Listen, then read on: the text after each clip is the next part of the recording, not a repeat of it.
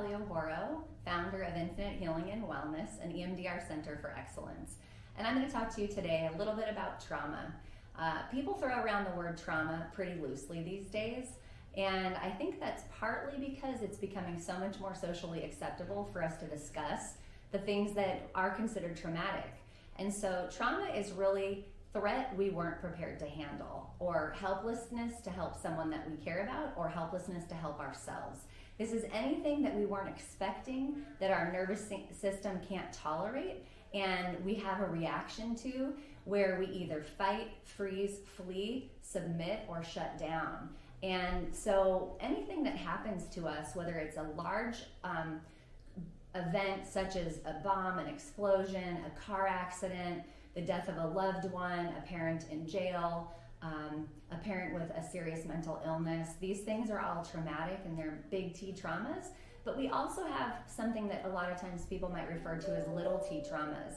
And little t traumas should not be minimized, because these in fact can be a lot more difficult to treat. Fortunately, with EMDR therapy, we can treat these types of traumas. But little t traumas will be something like a highly critical parent, or a parent who's never attuned or paying attention to a child, where there's a lot of neglect.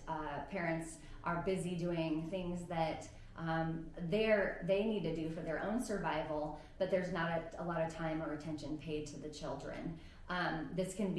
Little t traumas can be things like not having enough food, not having proper clothing or shelter.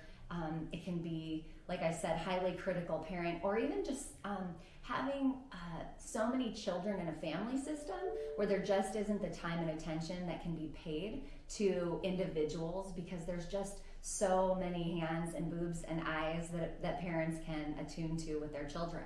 And so it can be traumatic to grow up in homes where these things happen.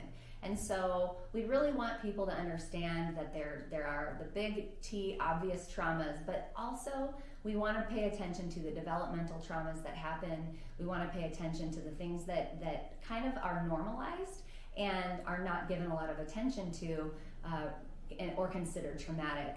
Over time, if we have someone who doesn't pay a proper attention to us or is highly critical, it can be like death by 1,000 paper cuts, and it can be extremely painful, and it can create beliefs in ourselves like, I'm not worthy, I don't matter, I'm not enough. And those types of beliefs, when stuck, really negatively color and affect the way that we move through the world and how we trust ourselves and make decisions. And so hopefully this helps you to understand a little bit more about trauma.